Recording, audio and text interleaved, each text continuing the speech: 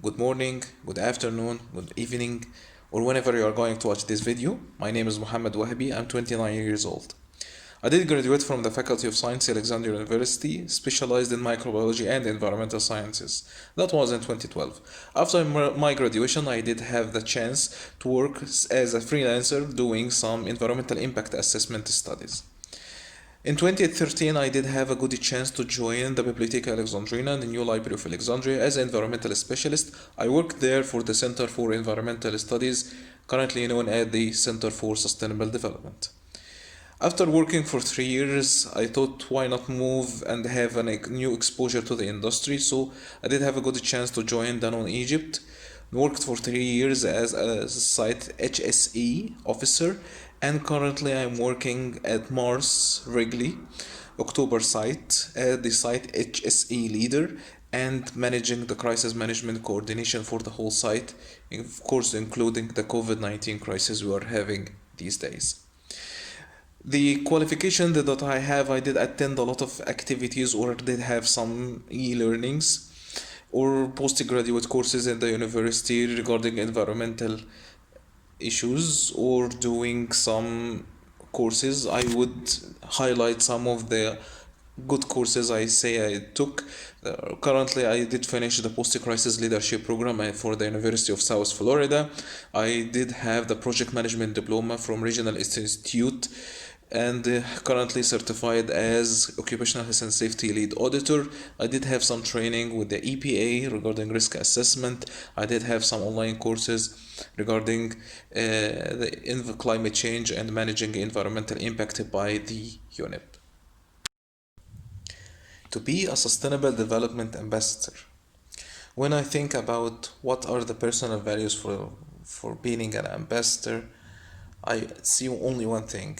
My daughter, she's almost 3 years old. She keeps growing every day, and when I see her, I think about what is going to be the future for her, what's going to be looking like. And when we see the resources or the chances we did have and the generations before, it's the same concept that we must think about the future generations as well. And this is actually the definition of the sustainable development: is the future generations should have better opportunities than our generation did have, or even the generations before. That's one thing. The other thing is it's a way of thinking about sustaining everything, not just clothing it for once, trying to think what are the consequences or what's going to happen in the future if I am going to think in that way or in this manner.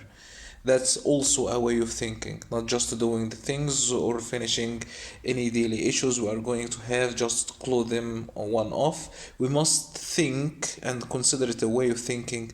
How we make this not going to happen again, and make sure that the solution we are doing or the problem solving we are carrying on is going to be once and for all, and it's not going to be repeated in the future. After finishing the training program, I see their way to sustain what we are going to learn.